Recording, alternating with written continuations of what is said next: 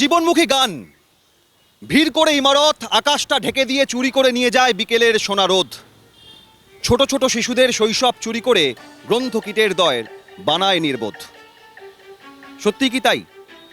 ছোট ছোট শিশুদের শৈশব চুরি হয়ে যাচ্ছে, নাকি শৈশবকে বেড়ে ওঠার ক্ষেত্রে বিকল্প ভাবনা ভাবছে এই সমাজ, সমাজের বিভিন্ন পরিবার, একটা অংশ, একটা ক্ষেত্র? সিএন জেনারেশন গ্যাপ নিয়ে এই মুহূর্তে উত্তর চব্বিশ পরগনার বারাসত পাইনিয়ার ক্লাবে আমরা। জেনারেশন গ্যাপ, সেখানে মানুষের ভাবনার মধ্যে কি কোনো গ্যাপ আছে, কোনো ফারাক আছে? হ্যাঁ আছে, কিন্তু সেই ফারাকের সঙ্গে আছে যুক্তিও।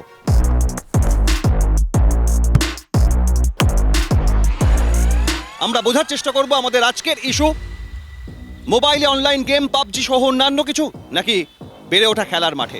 সেখান থেকেই আজ আলোচনা, কথা, যুক্তি, তর্ক, বক্তব্য পাল্টা বক্তব্য শুনব।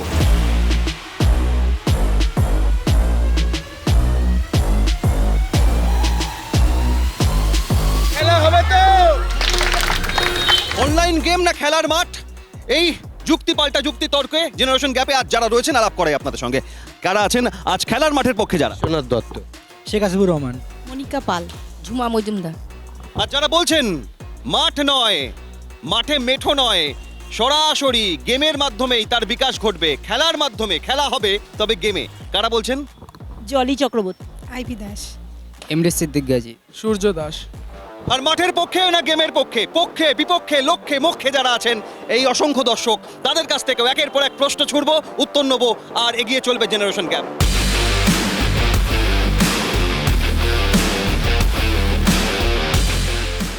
অনলাইন গেম খেলবে ঘরে বসে ঠান্ডা মাথায় পাখার তলায়, কোথায় আপত্তি?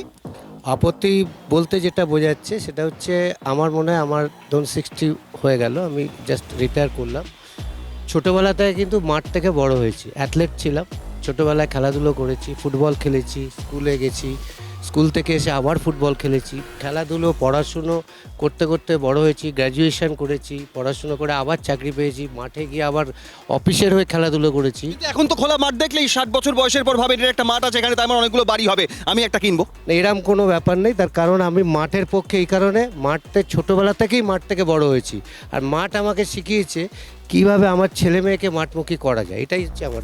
মোবাইলে কতগুলো গেমের অ্যাপ ডাউনলোড করা আছে? তাহলে 3টে গেম আছে। তারপর 3টে গেমের অ্যাপ ছেড়ে মাঠে কেন যেতে চাইছো? মাঠে আমাদের শরীরের যে অবস্থা হচ্ছে, যা রোগ বেশক আসে, আমাদের দিন দিন যা অসুস্থ হয়ে পড়েছি, তো তার সঙ্গে আমাদের রোগ হলে ডাক্তারের কাছে না তুমি মাঠে যাও? মাঠে গিয়ে না, মাঠে গিয়ে দেখা যাচ্ছে আমাদের শরীরটা কোনো হাড়ের কোনো সমস্যা হলো, আমরা যদি লং জাম্প করি বা হাই জাম্প করি, যদি দৌড়ে করি, আমাদের শরীরটা আরও চর্চাটা ভালো থাকবে। শরীরটা আমি এখান থেকে সরাসরি জানতে চাইবো, এই যে মাঠে গেলে শরীর চর্চা, মন ভালো থাকবে, শরীর ভালো থাকবে, ছোটবেলা থেকে বিশ্বনাথ বাবু দেখে উঠেছেন মাঠ, এর মধ্যে খোলা আকাশ, অক্সিজেন, তাহলে কেন এই অনলাইন গেম, কেন খোলা মাঠ নয়? আচ্ছা, মাঠে যদি আমরা গিয়ে শরীর চর্চা করতে পারি, সেটা বাড়িতে নয় কেন? আর মাঠে যখন আমি যাচ্ছি, যে সময়টা আমি মাঠে কাটাচ্ছি, সেটা আমাদের গার্জিয়ানদের একদম চোখের আড়াল। বাচ্চাদেরকে আমরা মাঠে ছেড়ে দিচ্ছি, কিন্তু আমরা জানতে পারছি না বাচ্চারা মাঠে কি করছে এবং কিভাবে সময়টা কাটাচ্ছে। সে আদতেও খেলছে নাকি আদতেও অন্য অন্য সময় অন্য অন্য কোনো কিছু কাজ করছে। কিন্তু যখন আমি ঘরেতে বসে আমার মোবাইলটাকে আমি দিচ্ছি, রিমোটটা তো আমার হাতে থাকছে, মোবাইলটা আমি যখন খুশি অফ করতে পারছি এবং বাচ্চাকে আমি কন্ট্রোল করতে পারছি। কিন্তু ঘরের বাইরে যখন যাচ্ছে সে আমার টোটালি কন্ট্রোলের বাইরে চলে যাচ্ছে। তাহলে মাঠে পাঠিয়ে দিলে ও বিশু তুই কোথায়, মনা বলে ডাকতে হয়, আর গেম বাড়িতে বসে খেললে তখন বলছেন যে আমি তো দেখতে পাচ্ছি, যখন খুশি মোবাইল নিয়ে নেবো, আমার হাতে রিমোট কন্ট্রোল। যেমন বাড়িতে সবকিছু আপনার হাতে কন্ট্রোলে থাকে, সেরকম গেমটাও থাকবে। এটা মানতে পারলাম না। তার কারণ হচ্ছে মাঠে গেলে আমরাও যেমন ছোটোবেলায় মাঠে খেলাধুলা করেছি, মা আমাদেরকে ডেকেছে ঠিকই, কিন্তু আমাদের মা আমাদের কন্ট্রোলের মধ্যেই আমাদের কিন্তু রেখেছে। এটা মাঠে এক্সারসাইজ হচ্ছে, মাঠে সমস্ত কিছু আমরা পাচ্ছি, মাঠের মধ্যে মানে মুক্ত বাতাসে যেটা পাই আমরা, সেটা আমরা সব কিছুই পাচ্ছি, কিন্তু ঘরের মধ্যে সেটা পাচ্ছি না। জানলা নয় বন্ধ রাখেন, এসির হাওয়ায় মুক্ত বাতাস ঢুকতে দেন না, কিন্তু বাচ্চাকে গেম খেলিয়ে মুক্ত বাতাস মাঠ থেকে বঞ্চিত করবেন? বাচ্চাকে মাঠেও দিতে হবে, তার সাথে গেম খেললেও আমাদের মানে আপত্তি হওয়ার কথা না। কারণ বাচ্চা ধরুন মাঠে গেল, চোট পেলো, সেক্ষেত্রে ঘরে বসে যদি বাচ্চা যদি গেম খেলে, সেটা আমাদের নজরের ওপরে, যতটুকু বাচ্চাকে টাইম বেঁধে দেওয়া উচিত তার মধ্যে বাচ্চা খেলুক। ব্যাস আমাদের এইটুখানি দেখা উচিত। গেমটা গেম খেললে হাতে কন্ট্রোলে থাকছে কতক্ষণ খেলবে, আর মাঠে গেলে চোট পেলে ভয় থাকছে। সেটা আমাদের উচিত বাচ্চাকে কন্ট্রোলের মধ্যে রাখা, যতটুকু আমরা কন্ট্রোলে রাখতে পারবো। মাঠও ভালো, অবশ্য একই দিকে আমাদের গেমও ভালো, মোবাইল গেমও ভালো। মানে বলতে চাইছেন যে মাঠে গেলে শরীরে চোট পাবে, গেম খেলে মনের বিকাশ ঘটবে, কিন্তু আপনারা বলছেন গেম খেলে মনে চোট পায়, কোনটা ঠিক? বলছি যে যদি আমরা গার্জিয়ানরা তাহলে বাচ্চাকে যদি দেখভাল করে আমরা যদি মাঠে আসি, মাঠে বাচ্চাকে নিয়ে আমরা দেখভাল করে দেখাশোনা করি, তারও মনটা ভালো থাকবে, আমাদের গার্জিয়ানদেরও মনটা ভালো থাকবে যে বাচ্চা চোট পেলে আমরা দেখতে পাবো। আচ্ছা, এই যে বাবু ভাত বেড়েছি খেতে আয়, বাবু খেতে আয়, বাবু বাবা বেরিয়ে যাবে তাড়াতাড়ি খেয়ে নে, হ্যাঁ মা আসছি, হ্যাঁ মা আসছি, হ্যাঁ মা আসছি করতে করতে 4 ঘন্টা পেরিয়ে যায়। গেম ভালো?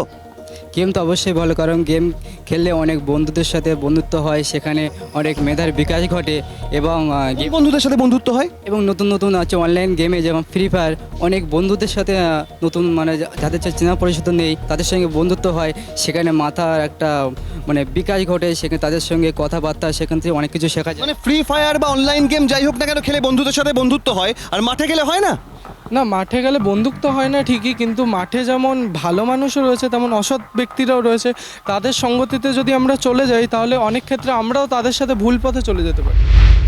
বাজে ধরনের কথা আমার মনে হয়, আমি এটা ইন্টারাপ্ট করছি, তার কারণ মাঠ হচ্ছে একটা শিশুকে বিকাশ করার জায়গা, মেন জায়গা।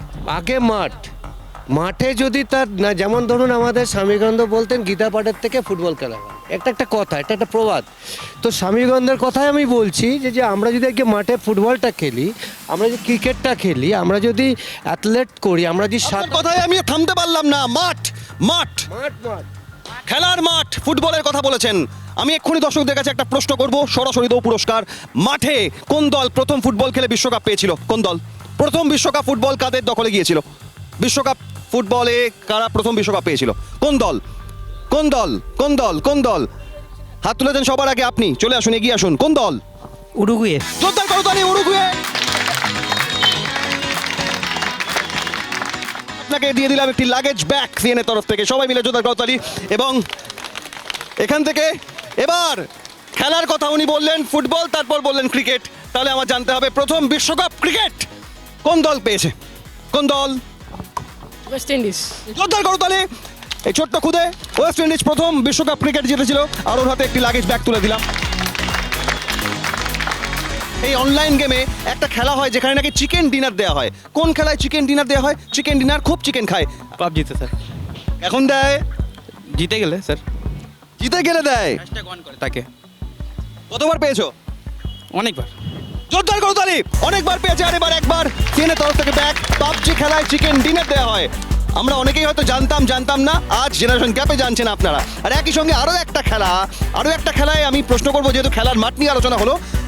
একটা সাপ সামনে জাপায় খেয়ে নেয়, এমনকি যতই খায় ততই বাড়তে থাকে, তারপর নিজের লেজ কামড়ে নিজেকেই খেয়ে নেয়। এটা কোন সাপ?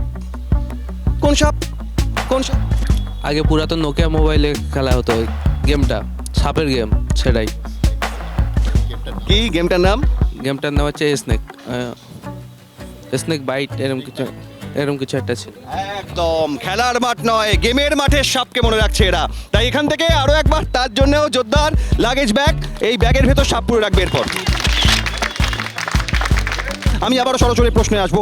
আমি জানতে চাইবো যে তাহলে মোবাইলে গেম খেলা প্রচারে, স্লোগানে বিভিন্ন জায়গায় এবার থেকে চালু হবে যে গেম নয়, গেম বিরোধী স্লোগান চলবে। অবশ্যই। কিরম হবে স্লোগানটা? স্লোগানটা হবে সবাই এসো মাঠে এসো, আমরা একসঙ্গে খেলবো। সবাই এসো মাঠে এসো। কি বলছে দিদি? সবাই এসো মাঠে এসো। কি বলবো, দুটোই দরকার আমার মতে, দুটোই দরকার, গেমও দরকার, মাঠও। মানে মাঠে বসে বসে মোবাইলে গেম খেলবে? এখন মাঠে বসে মোবাইলে গেম খেলাটাও খুব একটা অপকারের কোনো ব্যাপার না। মাঠে এসে যদি বাচ্চাটি আমার অসুস্থ হয় বা আঘাত লাগে, তখন সে বাড়িতে গিয়ে তো 7 দিন বসে থাকবে, তার পড়াশোনা বন্ধ, সব কিছুই বন্ধ।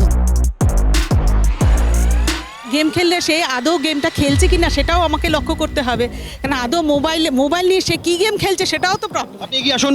আগেও গেম খেলছে কিনা? গেম খেলছে কিনা সেটা আমাকে দেখতে হবে ঘরে বসে।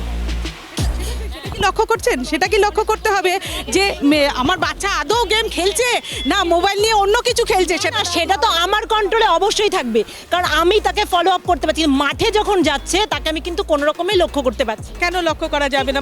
মাঠে গেলেও আপনি রান্না করছি, ধরুন আমি রান্না করছি, তাহলে বাচ্চাটি আমার সামনে গেমটা খেলছে, আমি তাকে কিন্তু রান্নাটা করতে করতে খুন্তিটা নাড়তে নাড়তে তাকে ফলো করতে পারছি। কিন্তু মাঠে তো সব না সবসময় আপনি রান্না করছেন, আপনার হাজবেন্ড বেরোবে, তাকে আপনি খাবার দেবেন না আপনি বাচ্চাকে ফলো করবেন যে আপনার বাচ্চাটি গেম খেলছে না মোবাইলে অন্য কিছু খেলছে? সেটা অবশ্যই আমি ফলো করতে পারবো যদি আমার ইচ্ছা থাকে। এর জন্য একটা টাইম বেঁধে দেবো, আমি সবসময় তো গেম খেলতে দেবো না, একটা টাইম বেঁধে দেবো। তাহলে বাচ্চারা এত অসুস্থ হচ্ছে কেন? তাদের অনেক প্যারালাইসিস হচ্ছে, তাদের মাথার রোগ হয়ে যাচ্ছে। খেলার মাঠের পক্ষে যারা, আমি আরও একটা বিষয় জানতে চাইছি, এই যে খেলার মাঠে গেলে বারবার বলছেন ওনারা যে চোট পেতে পারে, কাদের সাথে মিশছে, সেখানে গিয়ে তার মানসিক গঠন তৈরি হবে, খেলতে গিয়ে আদতে খেলছে কিনা। তারপরেও আপনি এই অনলাইন নির্ভরতা বিভিন্ন ক্ষেত্রে শপিং থেকে শুরু করে আমাদের বিভিন্ন তথ্য পাওয়ার ক্ষেত্রে যখন থাকছে, বাড়ছে, অনলাইনে যখন চেস খেলছে, দাবা খেলছে, ক্যারাম খেলছে, আপত্তি নেই অনেক ক্ষেত্রে অনেক মা বাবার, তাহলে অনলাইন গেমের বিপক্ষে কেন? অনলাইনে গেম খেলা যেটা ব্যাপারটা হচ্ছে, বাচ্চারা পড়াশুনো ছেড়ে, খেলাধুলো ছেড়ে, মাঠ ছেড়ে, সব কিছু ছেড়ে ওতে আসক্তি হয়ে যাচ্ছে। সময় শোনা যায় যে ফেসবুকে 5,000 বন্ধু, প্রকৃত সময় দুঃসময় বিপদের সময় তার মধ্যে 5 জনকে খুঁজে পাওয়া যায় না। সেরকম অনলাইন গেমে যাতে তুমি বলছো বন্ধু হিসেবে চেনা যায়, তার থেকে ওই মাঠের বন্ধু চিনে নেওয়া যায়, বা তার বাড়ি কোথায়, কি পড়ে, কি বৃত্তান্ত, তার মানসিকতা কি। তাহলে অনলাইন গেমের কেন ওই বন্ধুদের পক্ষে? কেননা ওই বন্ধুদের পক্ষে, কেননা আমরা যখন মানে এই যে মাঠে যে বন্ধুরা খেলে, এরা যে আমাদের সাথে যে তারাও ফিরবে তার তো কোনো মানে নেই। তারা তো নাও আসতে পারে চাইলে, তাদের ইচ্ছা ওটা। ওরকমই অনেক সময় যদি ক্লোজে কোনো ফ্রেন্ড পাওয়া যায় তাহলে সেও তো আসতে পারে। এটা তো আপনি বলতে পারেন না যে মাঠের বন্ধু আসবে না আর অনলাইনের বন্ধু আসবে। এটা তো অনলাইনে আলাপ হবে, তারপর অফলাইনে দেখা করবে, হতেই পারে। না আর কি আছে, ক্লোজ ডিস্টেন্স। অনলাইনে আলাপ হয় অফলাইনে, মানে অনলাইনে আলাপ হবে অফলাইনে দেখা করবে, এরা বন্ধু চাইছে। হ্যাঁ, হতেই পারে সেটা। হয়েছে আপনার জীবন? না, আমার সেটা নয়। মাঠে যে বন্ধুটার সাথে আমি মিশছি বা বাচ্চাটা মিশছে, সেই বন্ধুটা যে ভালো হবে, তার সাথে মিশলে আমার ছেলে যে অবনতি হবে না, তার গ্যারান্টি কে দেবে? মাঠে খেলতে পাঠানোর আগে ওই যারা যারা খেলে তাদের সবার কি একেবারে ডিটেল বায়োডাটা, কোথায় বাড়ি, কি বৃত্তান্ত, কি পড়াশোনা করে, সব জেনে নেন? কার্ড নেওয়ার যুক্তি নেই, এটা নেই। মাঠে যে পাঠালেই যে তার সমস্ত বায়োডাটা নিয়ে আমাকে বাচ্চাটিকে মাঠে পাঠাতে হবে এমন কোনো যুক্তিকতা নেই। কেউ গেমের পক্ষে, কেউ বিপক্ষে। তুমি কতবার দিনে গেম খেলো? 3 থেকে 4 বার। 3 থেকে 4 বার গেম খেলো। আর মাঠে 1 মাসে কতবার যাও? 1 মাসে নিয়ে আসে না। নিয়ে আসে না। খুব গুরুত্বপূর্ণ। আমি জানতে চাইবো, মায়েদের কাছে জানতে চাইবো, মা বাবা মাঠে নিয়ে যায় না, তাই বাড়িতেই গেম খেলি। তাহলে আপনারা সময় বের করেন না সন্তানের জন্য, এটাও তো তার দায়। শুধুমাত্র ওদের উপর গেমের দায় ফেললে হবে? আমরা চাই এটা সাথে আসুক, মাঠে খেলা করুক বাচ্চারা। আমাদের যুক্তি হচ্ছে এটাই যে বলছে বাচ্চাদের মা বাবারা অনেক সময় নিয়ে আসে না। এই যখন আজকে আলোচনাটা চলছে যে অনলাইনের পক্ষে কি বিপক্ষে, সেই ক্ষেত্রে আমি এই জন্য বারবার বলছি যে সমস্ত গার্জেনরা এখানে বাচ্চাদের নিয়ে আসে না, আমরা সেই সমস্ত গার্জেনের কাছে এই চ্যানেল মধ্যে পৌঁছে দিতে চাই, তারা মাঠমুখী হোক। আচ্ছা, আমি এখান থেকে মাঠমুখী হওয়া, গেমমুখী হওয়া, এখান থেকে যা দর্শক, আমি সবার কাছে একবার বুমটা ইনস্ট্যান্ট যাব। অনলাইন গেমের মাঠে পছন্দ হোক না হোক, অনলাইন গেমের পক্ষে বা বিপক্ষে, এই একটা কথা তারা বলবেন। কেউ বলবেন যার পক্ষে থাকবেন যে গেম খেলুক অনলাইনে মাঝে মধ্যে, আর বিপক্ষে। আমি সরাসরি বুম ধরবো, পক্ষে না বিপক্ষে? বিপক্ষে। সব সময় বিপক্ষে। অনলাইন গেমের বিপক্ষে? হ্যাঁ। দিনে 3 বার খেলো? হ্যাঁ, আমি তো অফলাইন গেম খেলি তো।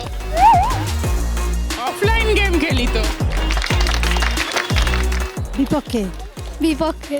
সবাই বলছে বিপক্ষে, যেমন হয় অনেক ক্ষেত্রেই বিপক্ষে, সবাই বলে বিপক্ষে। এখান থেকে দাঁড়িয়ে আমি সবাই মাঠে আসবে বলছে।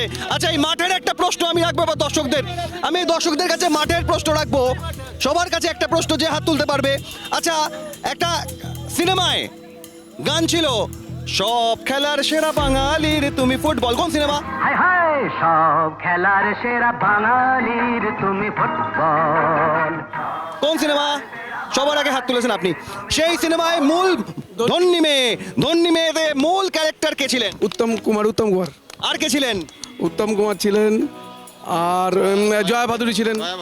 আচ্ছা, তারপর সেখানে রেফারি কে ছিলেন? রেফারি ছিলেন রবি ঘোষ। সব খেলার সেরা বাঙালি জোরদার করতালি। তুমি ফুটবল জোরদার করতালি। ধন্যী মেয়ে, সব খেলার সেরা বাঙালি তুমি ফুটবল।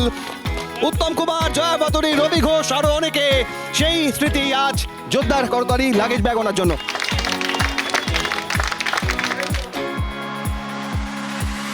এমন একটা খেলা যেটা ছোটবেলায় খেলতাম, কুমির তোর জলকে নেমেছি, সেই খেলার নাম কি? কুমির ডাঙ্গা। আপনি কতবার কুমির হয়েছেন? আমি একবার দুবার হয়েছে, আর এখন কি হয়ে আছেন? এখন গৃহবধূ। জোরদার করতালি। কুমির ডাঙ্গা এখন গৃহবধূ, 5 থেকে 6 বার খেলেছেন, একবার কুমির হয়েছেন, আর এখন সিএনএ তরফ থেকে বিজয়ী হলেন, দিয়ে দেওয়া হলো লাগেজ ব্যাগ। যে পরপর এমন 5টা খেলা বলতে পারবে ঝট করে যেখানে ড্র হয় জেতা হারার বদলে, কোন খেলা কে বলতে পারবে? হাত তোলো।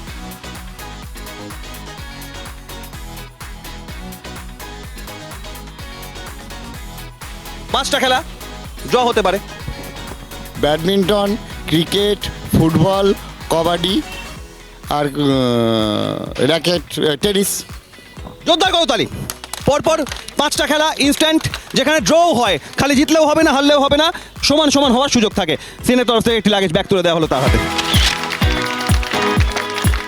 ভারতীয় দল, ক্রিকেট দল প্রথম কত সালে বিশ্বকাপ ক্রিকেট পেয়েছে? কে বলতে পারবে? জুনিয়ররা। আচ্ছা, এই কাকিমা পারবেন বলছেন। 83। কে ছিলেন ক্যাপ্টেন? কপিল দেব। প্রথম ক্রিকেটে ভারতের হয়ে দেশের মাটিতে বিশ্বকাপ এনেছিলেন। জোরদার করতালি। আর আমি এবার সরাসরি চলে যাবো যারা প্যানেলিস্ট রয়েছেন তাদের কাছে। এক লাইন করে কেন খেলার মাঠ, এক লাইনে বলতে হবে। জোরদার সওয়াল। একটাই কথা, মাঠে আসলে বাচ্চাদের বিকশিত হবে, তার জন্যই মাঠে আসে।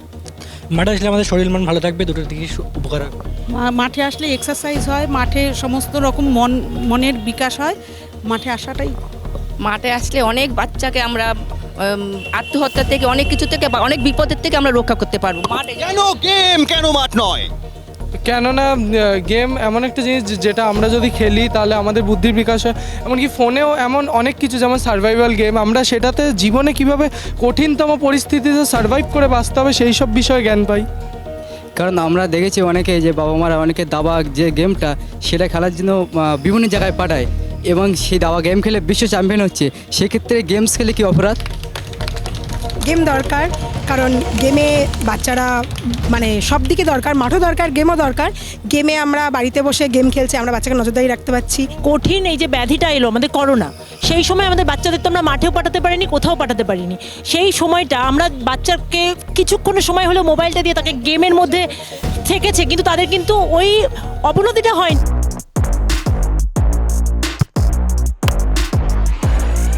ভোজন প্রিয় বাঙালি, খেলা প্রিয় বাঙালি, আর আনন্দপ্রিয়, উৎসবপ্রিয় এবং একই সঙ্গে শান্তিপ্রিয় বাঙালি। তাই জেনারেশন গ্যাপে মত আলাদা থাকবে, কিন্তু বাংলার মানুষের মধ্যে থাকবে না কোনো গ্যাপ। সেখান থেকেই সিএন রাজ্য জুড়ে রাজ্যের ম্যাপ এক করবে, সঙ্গে নিয়ে জেনারেশন গ্যাপ।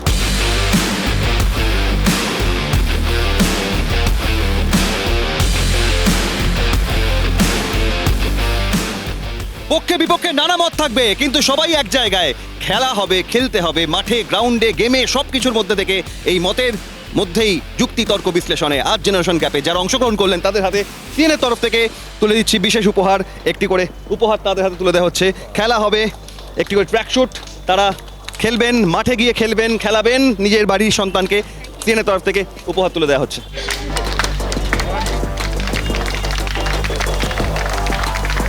আর যারা গেমের পক্ষে তারাও যখন মাঠে যাবেন বা গেম খেলবেন, প্রবল শীতে ট্র্যাকশুট পরে বাড়িতে খেলবেন, তাই সিএনের তরফ থেকে তাদের হাতে একটি করে ট্র্যাকশুট তুলে দেওয়া হচ্ছে। বলছেন ট্র্যাকশুট নিয়ে ছাদে বসে যোগাসন হবে।